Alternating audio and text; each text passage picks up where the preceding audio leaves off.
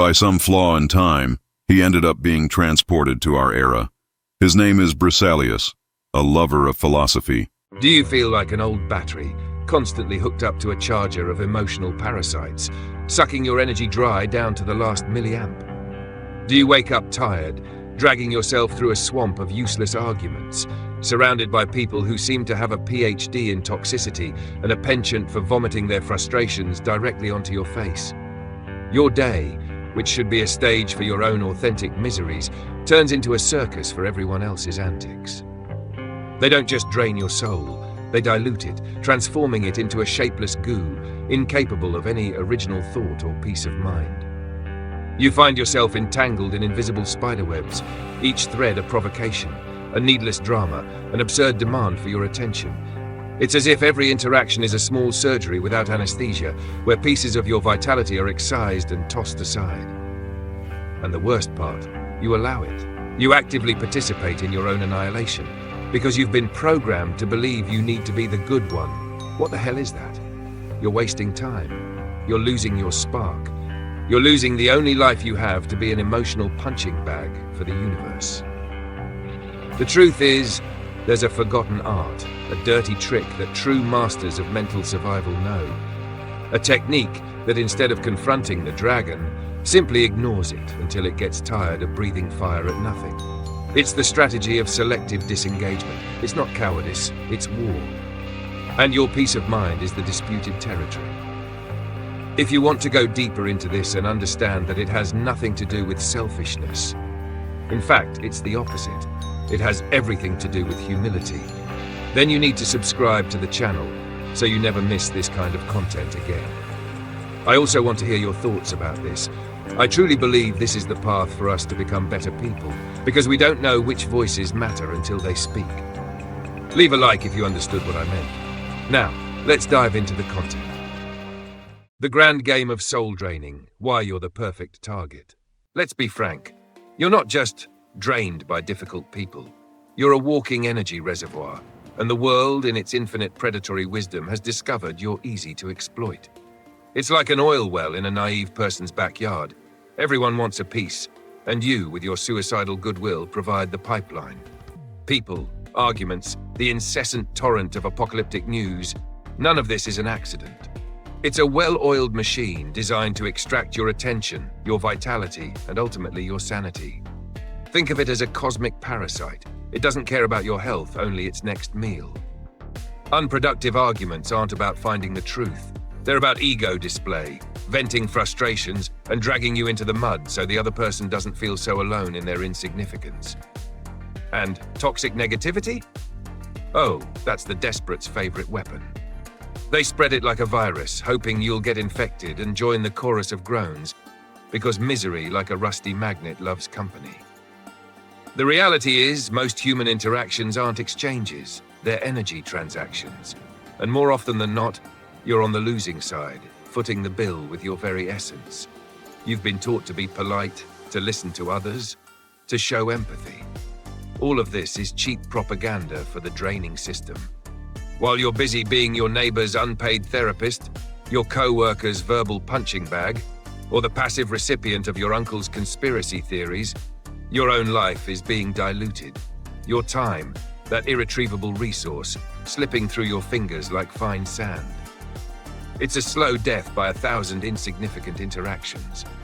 You're being consumed, not by a grand enemy, but by a myriad of buzzing mosquitoes around you, each taking a drop of blood. The irony is that most of the people draining you don't even realize what they're doing. They're just pawns in a bigger game, puppets moved by their own fears and deficiencies. But their ignorance is no excuse for you to be a voluntary martyr. Your energy is finite. Every time you engage in a lost battle or a dead-end conversation, you're signing a blank check from your own vitality bank account. And the bank, my friend, doesn't replenish. Invisible walls and the art of strategic evasion, building your mental fortification. Now, the solution isn't to become a grumpy hermit, though the idea is tempting. The solution is to build walls, not physical walls, but impenetrable barriers of strategic indifference. Call it ignoring fools if you prefer, but not out of arrogance, out of survival. It's the same instinct that makes you swerve to avoid a runaway car on the street. You don't stop to argue with the driver, you get the hell out of the way. Your mind, your inner space, is the last bastion of freedom you possess, and it's being invaded daily. The robust emotional boundaries people talk about aren't some self-help Zen concept. They're front lines. They're trenches dug in the battlefield of your psyche. This means learning to identify when you're being pulled into someone else's emotional sewer. It's like an alarm beacon flashing in your brain. Do you feel that prick of irritation? That knot in your stomach? That urge to correct some obvious nonsense that was just uttered? Stop. Breathe. And remember, you're not paid to be the custodian of someone else's truth, nor the receptacle for anyone's frustration.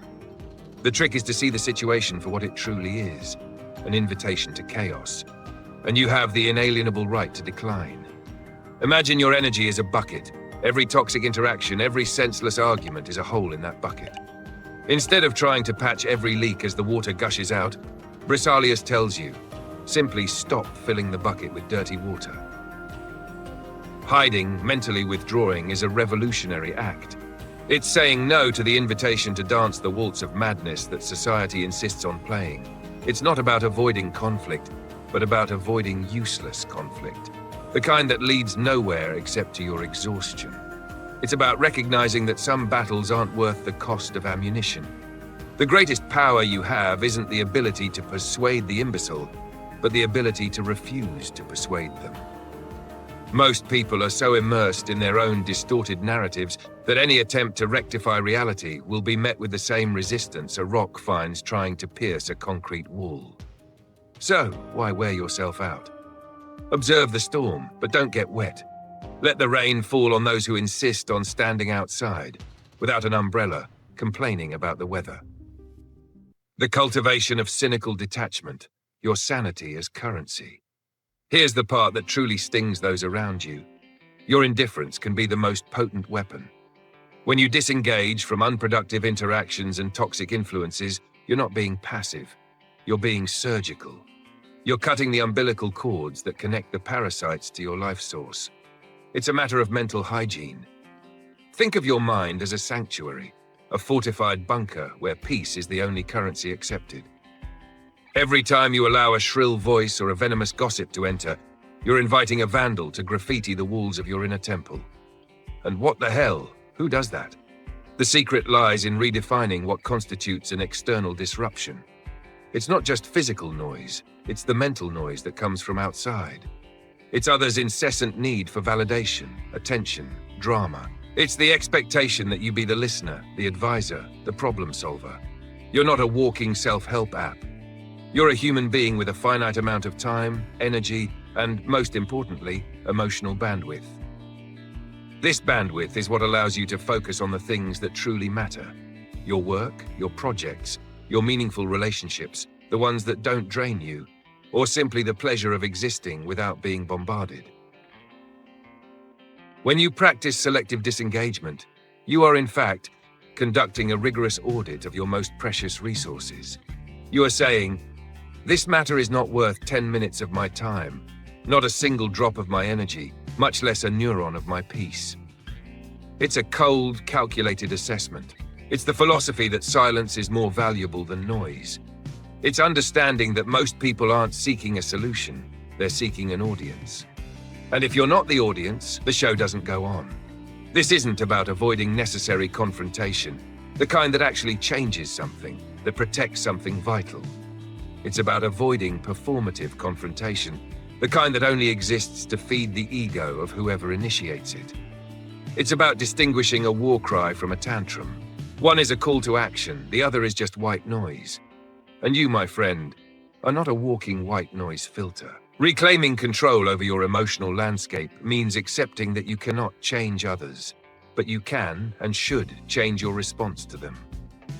It means internalizing that the circus might be on fire, but you don't need to be the clown trying to put out the flames with a glass of water while the audience eats popcorn and waits for the next act. Learn to leave the stage. Learn to close the curtains. Your sanity is not public property. It's your hard-won privilege, and it should be guarded with the ferocity of an angry guard dog. So there it is, the big reveal. That secret those self-help gurus try to sell in colorful ebooks for absurd prices. It's not about being zen or finding your inner peace through idiotic mantras. It's about recognizing the brutal reality. The world is full of people who, consciously or unconsciously, want to use you as an emotional sponge. And your only defense is the art of choosing your battles, or rather choosing not to fight battles that aren't yours. Make no mistake, it's not an easy path. It requires practice, a thick skin, and the courage to be misinterpreted as distant or indifferent. But let's face it, what's the alternative? Living with a hole in your chest, bleeding vital energy until your last breath, just to prove you're kind? An honorable death on the battlefield of insignificance? Save your energy. Use it to build something, to feel something, to be something other than a mere receptacle for other people's trash. Your peace of mind isn't a luxury.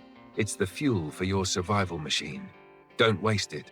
And if this cruel reminder served to wake you up, well, perhaps you weren't as lost as you seemed. Now, go. Circus is still running. You're not in the audience, but your like is appreciated since you've made it this far. Subscribe. You're invited to join us if you enjoyed it.